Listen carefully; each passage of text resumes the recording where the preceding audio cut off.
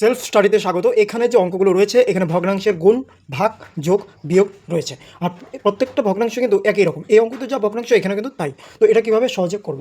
তো প্রথমে আমরা কি করব, এই যে গুণের ক্ষেত্রে লবগুলোকে একসাথে গুণ করব। তো এখানে হবে 4 আর 2 8, 7 আর 5 35। এখানে ভাগের ক্ষেত্রে কি হবে? ভাগের ক্ষেত্রে সবসময় গুণ চিহ্ন দিয়ে এটা উল্টো করে লিখতে হয়। তো এখানে আমরা যেভাবে করব সেটা হচ্ছে 4 আর 5 গুণ করব, 20, 7 আর 2 গুণ করবো, এখানে লিখব। এবার যদি দেখি যে একই সংখ্যা দিয়ে লব হর উভয়কে কাটা যায় বা ভাগ করা যায়, ভাগ করব। 2 দিয়ে ভাগ করা যাচ্ছে 14কে 7, 10। ফাইনাল অ্যান্সার এটা। এখানে যোগের ক্ষেত্রে হরগুলোকে গুণ করে এখানে লিখব 35। এবার 4 আর 5 এই লব আর হর গুণ করব, 20 প্লাস চিহ্ন দিয়ে 7 আর 2 গুণ করব। এবার 35 আর এখানে 20 আর 14 প্লাস করব, 34।